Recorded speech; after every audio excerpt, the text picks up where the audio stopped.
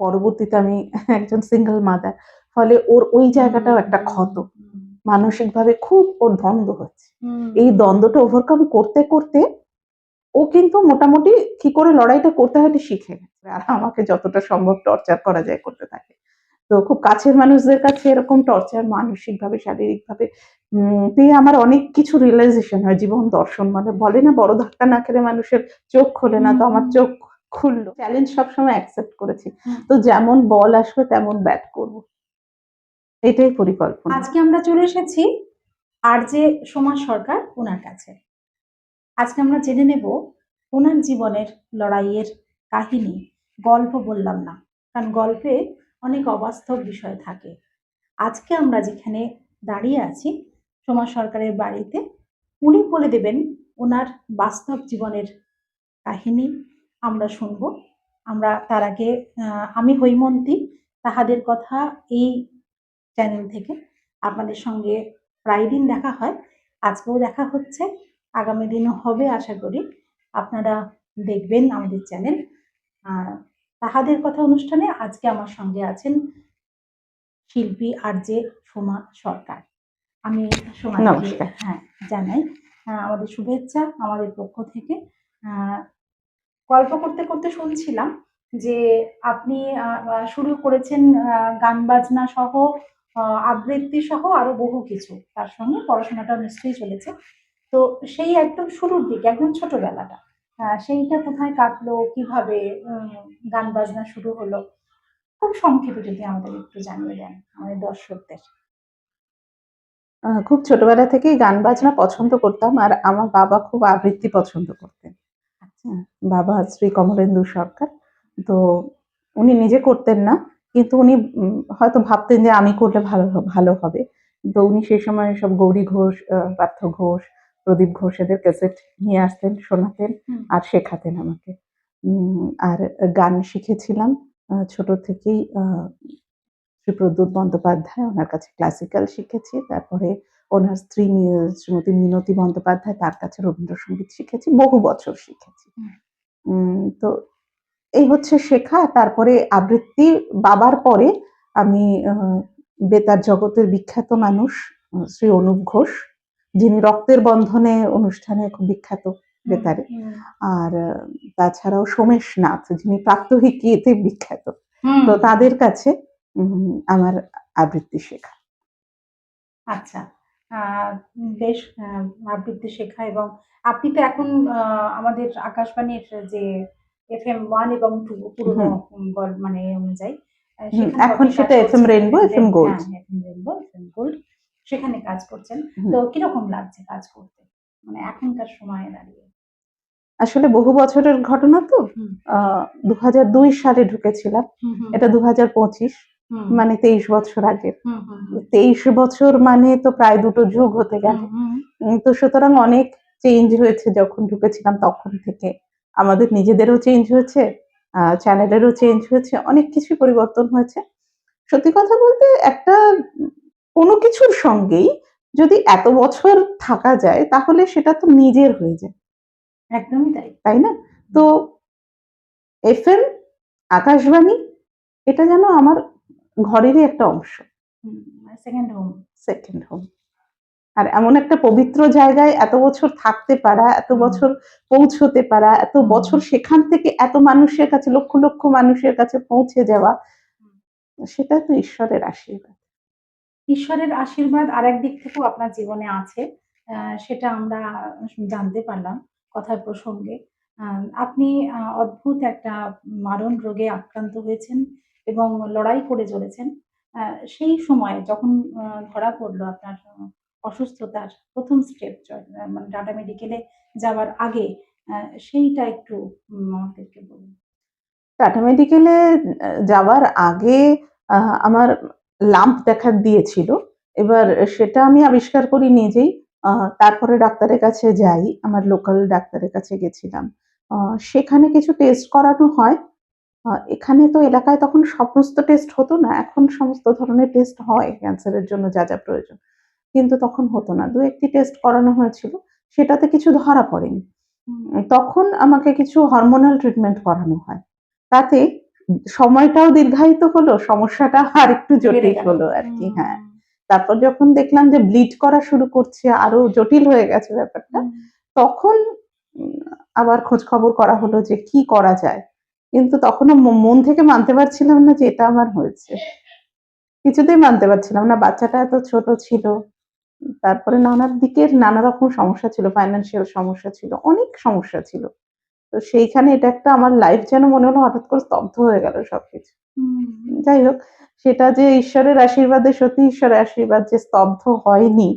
আমি যে চালিয়ে যাচ্ছি আমার প্রতিদিনের লড়াই, সেটাই তার আশীর্বাদ। অত ছোটবেলায় একটি বাচ্চা শিশু তার মাকে দেখছে যে মানে অসম্ভব লড়াই করতে, তো সে আজকে কলেজে পড়ছে। হ্যাঁ। তো এই জার্নিটা মানে তার চোখ দিয়ে আপনি কিভাবে দেখতে পাচ্ছেন?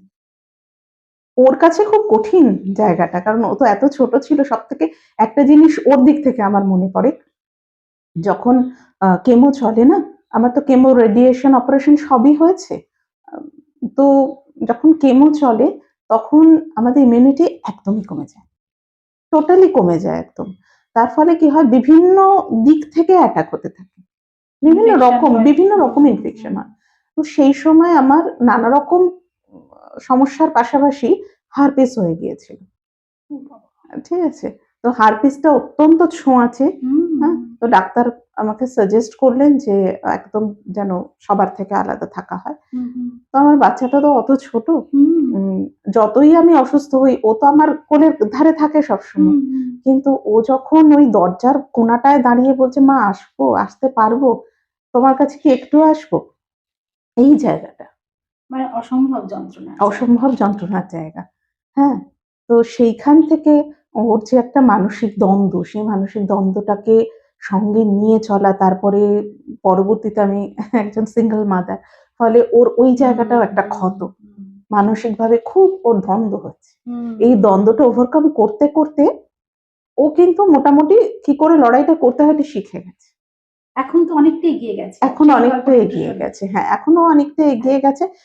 অ্যাকচুয়ালি আমি একজন মেকআপ আর্টিস্ট ছিলাম আগে। কিন্তু মাঝখানে আমার এত বেশি লড়াই ছিল, আমার ফ্যামিলিগত লড়াই ছিল। তারপরে ফাইন্যান্সিয়াল লড়াই ছিল, আ শারীরিক লড়াই ছিল। এই সমস্ত লড়াই করতে, করতে আমার আ মেকআপের দিকটা না আমি প্রায় বন্ধই করে দিয়েছিলাম। কিন্তু ও যখন একটু মানে মাধ্যমিকের সময় বলতে পারি, ও মাধ্যমিক দেবে এরকম সময়, আমি দেখছি যে ওর পড়াশোনা তো করেই, কিন্তু তার পাশাপাশি ওর মেকআপের দিকে খুব বেশি একটা আগ্রহ ডিভোশন, আছে। অদ্ভুত টাইপের আকর্ষণ। তো সেই সময় করোনা চলছে, করোনা পিরিয়ড। আচ্ছা, হুম? আচ্ছা। তো ওই খুঁজে, খুঁজে বার করলো, "মা অনলাইনে কোর্স হয়, মা প্লিজ করো না, করো না, করো না।" মানে ও আমাকে দিয়ে করাবে, তাহলে ওরও করা হবে এরকম ব্যাপার আরকি। আর অনলাইন কোর্স মানে না একসঙ্গে ২-৩ জনও করা যায় একই বাড়িতে বসে, যেহেতু একসঙ্গে আমরা ওটাকে দেখতে পাবো। তো সেই আম আমি মনে, মনে ভাবলাম ঠিক আছে দেখি কি হয়। ঠিক আছে? তো ইন্টারন্যাশনাল একজনের কাছে তখন করা হলো কোর্সটা। ও আর আমি দুজনেই করলাম। ওর নামে আসলো সার্টিফিকেটটা ওখান থেকে। আচ্ছা। হ্যাঁ। তো আমি দেখলাম যে ওর সত্যিই খুবই আগ্রহ। হ্যাঁ? তো উম তারপর থেকে ধীরে, ধীরে আমি মনে, মনে ভাবলাম আর ওর আগ্রহ দেখে ঠিক করলাম যে ওকে চলো আমরা এই জার্নিটা আবার শুরু করি। হ্যাঁ? তখন আমরা আমাদের মেকআপের যে স্ট্রিমটা এটাকে শুরু করলাম। আমাদের বাড়ির দোতলায় একটা ঘর ছিল যেটা abandoned পড়েছিল। তো সেই ঘরটাকে আমি আমাদের একটা স্টুডিও বানালাম। রেনোভেট করে। হ্যাঁ, ধীরে, ধীরে একটু করে তিলে, তিলে আরকি একটা স্টুডিও বানালাম। আর আমাদের মেকআপের বিজনেসটা এখন সবাই খুব ভালোবাসছে আরকি। সবাই আমাদেরকে ভালোবেসে ডাকছে। আ বেশ অনেকটা পৌঁছে গেছে। এটার পেছনে আমি বলব 60% এফোর্ট ওর, মেয়ের। মেয়ের। আচ্ছা। আর তার পাশাপাশি আমার স্কুলে আমার অনুভব আর্য সমাজ কালচারাল একাডেমি আমার স্কুলের নাম। তো সেই স্কুলে ১ম ছাত্রী হচ্ছে ও। আবৃত্তির ছাত্রী। হ্যাঁ। হুম? ও আর একটা ছোট বাচ্চা, তাকে নিয়ে আমি আমার ক্লাস শুরু করেছিলাম। সেটা ২০১৩ সালে, মানে ২০১২ তে এন্টার ২০১২ আমার ট্রিটমেন্ট হয়। ২০১২ র পরে আমার অনেক বিভিন্ন ধরনের রিয়ালাইজেশন হয়। আমি বুঝতে পারি কে আমার আপন, কে আমার পর। আমার কাছের মানুষও তাদের প্রকৃত রূপগুলো বেরিয়ে আসে, তখন নখ দাঁত এগুলো সব বেরিয়ে আসে। এবং তারা অনেকেই মনে করেন যে আমি বোধহয় আর থাকবো না, তাই তারা আরো বেশি তাদের মতো করে তাদের জীবন যাপন করতে থাকে, তাদের মতো করে, আর আমাকে যতটা সম্ভব টর্চার করা যায় করতে থাকে। তো খুব কাছের মানুষদের কাছে এরকম টর্চার মানসিকভাবে, শারীরিকভাবে পেয়ে আমার অনেক কিছু রিয়েলাইজেশন হয়। জীবন দর্শন মানে বলে না, বড় ধাক্কা না খেলে মানুষের চোখ খোলে না, তো আমার চোখ খুললো। তখন থেকে আমি আমার আবৃত্তির ক্লাসটা স্টার্ট করলাম। গান তো তার আগে থেকেই শেখাতাম। তো তারপর থেকে তখন থেকেও আমার ক্লাসে শেখে। আর মাঝে, মাঝে ও যেমন জগন্নাথ বসুর কাছে ও বেশ কিছু ওয়ার্কশপ করেছে। সব্যসাচী চক্রবর্তী অভিনেতা, ওনার কাছে ওয়ার্কশপ করেছে। বিজয়লক্ষ্মী আ বর্মন, ওনার কাছে ওয়ার্কশপ করেছে। বিভিন্ন জনের কাছে আমি ওকে ওয়ার্কশপ করিয়েছি। আচ্ছা, আচ্ছা, আবৃত্তির উপরে, নাটকের উপরে। হুম? আচ্ছা, ও আচ্ছা, একজন নাট্যকর্মীও। আচ্ছা, হ্যাঁ, তার পাশাপাশি ও বাচিক শিল্পী। আর ও খুব ভালো সঞ্চালনা করে। আচ্ছা, আচ্ছা। সঞ্চালনা তো আপনার হাত ধরেই। সঞ্চালনা আমার হাত ধরেই। তারপরে ও কোর্স করেছে। ও আচ্ছা, আচ্ছা, আচ্ছা, তাছাড়াও ও বাইরে থেকে কোর্স করেছে। আচ্ছা। আর আপনার অন্যান্য যে স্টুডেন্টরা হুম। তাদেরকে নিয়ে যে আপনার যখন এই যে ক্লাস আপনি বাচিক শিল্পী, একাধারে, একাধারে সঙ্গীত শিল্পী এবং মেকআপ আর্টিস্ট, মানে বহুমুখী প্রতিভা যাকে বলে, তার সঙ্গে জীবনের এই লড়াই, এই দুটোকে এক করেন কিভাবে? মানে কোন পাওয়ার আছে যেটা এটা আমি জানি না। আমি শুনেছি যে, যে ১২ টা কাজ করে সেই ১৩ টা কাজ করতে পারে। যে একটা করে না সে কোনদিনই কিছু করতে পারে না। তো সেইজন্য একটার পর একটা মানে দায়বদ্ধতা আমি কাঁধে নিয়েছি। আর আমার একটা জিনিস খুব ভালো লাগে, আমি কোনো চ্যালেঞ্জকে আমি ফিরিয়ে দিই না। আমি অ্যাকসেপ্ট সমস্ত চ্যালেঞ্জ অ্যাকসেপ্ট করি। এই অ্যাকসেপ্ট করতে, করতে এখন আমার যেটা হয়েছে, আমার স্টুডেন্টরা, হুম, আমি মনে করি আমার সন্তান যেমন আ আমার রূপ আরকি, তেমনি আমার স্টুডেন্টরাও তো আমারই একটা অংশ। হুম, তো সেই হিসেবে আমি আমার স্টুডেন্টরা কিন্তু মানে শুধু আমার জেলায় না, বিভিন্ন জেলায় গিয়ে পারফর্ম করেছে, করে। আচ্ছা, আচ্ছা, তাছাড়াও রাজ্য স্তরের সমস্ত ধরনের অনুষ্ঠানে ওরা পারফর্ম করে। জেলা আচ্ছা, স্তরের জাতীয় অনুষ্ঠান, যাবতীয় অনুষ্ঠানে পারফর্ম করে। এমনকি দূরদর্শনেও ওরা অনুষ্ঠান, মানে কলকাতা দূরদর্শনেও ওরা হুম, অনুষ্ঠান হুম, করেছে। এছাড়াও প্রাইভেট চ্যানেলগুলোতেও ওরা অনুষ্ঠান করেছে, আবৃত্তি করেছে, গান করে আমার স্টুডেন্টরা হুম, হুম, বিভিন্ন চ্যানেলে। এছাড়া আমার স্টুডেন্টরা আকাশবাণীর স্ক্রিনিং পাস করা শিল্পী। বেশ কিছু হুম, স্টুডেন্ট হুম, আছে। হুম, তেমন আমার মেয়েও আছে। হুম, হুম, হুম। এই। আচ্ছা, আচ্ছা। আর কি মানে মনে হচ্ছে মানে আগামী দিনটা কিভাবে সাজাবেন নিজের জীবনে মেয়েকে নিয়ে? যেহেতু আপনি বললেন আপনি সিঙ্গল মাদার। তো সেই জায়গায় দাঁড়িয়ে কিভাবে জীবনটাকে সাজাবার কথা? আ ভবিষ্যৎ চিন্তাটা কি? অ্যাকচুয়ালি ভবিষ্যৎ চিন্তা করে না কোনটাই করিনি। সবটাই ভালোবেসে করেছি। মনে হয়েছে হ্যাঁ, এটা করতে হবে।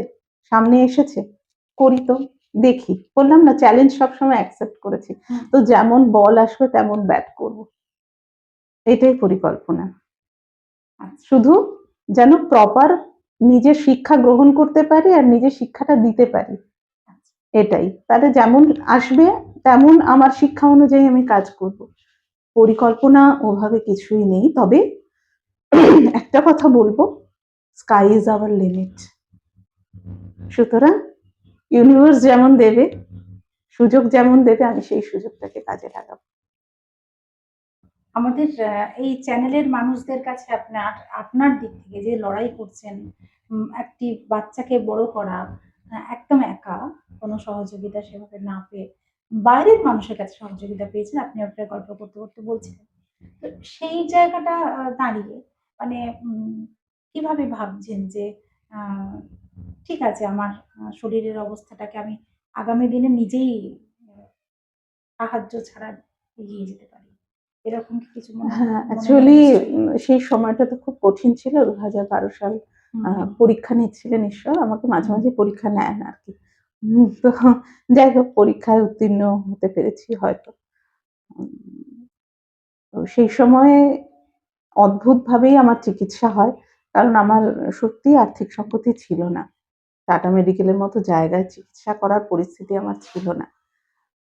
তো আমার সমস্ত বন্ধু-বান্ধব, আমার আত্মীয়স্বজন অনেকেই, প্লাস আকাশবাণীর সমস্ত অফিসার্স, বন্ধুরা, ইভেন বিভিন্ন বারাসাতের বিভিন্ন সরকারি অফিস, মানে যেমন ধরুন জেলা তথ্য দপ্তর, আমি তো কেউ হই না, হুম আমি থাকলেই কি না থাকলেই কি, কিন্তু একজন শিল্পীর এই লড়াইয়ের পাশে তারা এসে দাঁড়িয়েছিলেন এবং বারাসাতের অনেক প্রথিতযশা মানুষ এসে দাঁড়িয়েছিলেন। হুম? আর আরো মানে ভালো লাগার বিষয়, যেটা আমি কখনো স্বপ্নে ভাবিনি, ওই জন্যই বলছি পরিকল্পনা নয় এগুলো। আমি কি তখন পরিকল্পনা করেছিলাম যে এরকম এরকম হবে, এগুলো করতে পারবো? আমার জন্য প্রধানমন্ত্রীর তহবিল থেকে টাকা এসেছে, আমার জন্য মুখ্যমন্ত্রীর তহবিল থেকে টাকা এসেছে, কোনোটাই তো আমি ভাবিনি আগে থেকে। কোনো না কোনো ভাবে হয়েছে, মানে আমার থাকার ছিল আর কি, হুম হুম হুম লড়াই করার ছিল, ওখানেই লড়াইটা শেষ হয়ে যেত না। হুম হুম সেই জন্যই হয়তো আমি রয়েছি। তাই ফাইন্যান্সিয়ালি আমি এখন যেটা ভাবি হুম যে সেই সময় এত মানুষ আমাকে হেল্প করেছেন। আমি যদি আগামী দিনে একটা মানুষকেও হেল্প করতে পারি, সেটা বোধহয় আমার কোথাও একটা ঋণ শোধ হবে। আমার মানসিকভাবে ভাবনা যে আমি সবসময় যেন মানুষের পাশে থাকতে পারি। শারীরিকভাবে হোক, মানসিকভাবে হোক, অর্থনৈতিকভাবে হোক। আর তার জন্য নিজের অর্থনৈতিক জায়গাটাকে অনেক বেশি শক্ত করতে হবে। আর তাই আমি দিনরাত পরিশ্রম করি। আচ্ছা। হ্যাঁ, অনেক ধন্যবাদ সোমাদি আপনাকে। আমাদের চ্যানেলের পক্ষ থেকে আপনার শারীরিক উন্নতি কামনা এবং আপনার মেয়ের সুস্থতা সবকিছু নিয়ে খুব ভালো কাটুক আগামী দিন। এই বলেই আজকে শেষ করি। আবার দেখা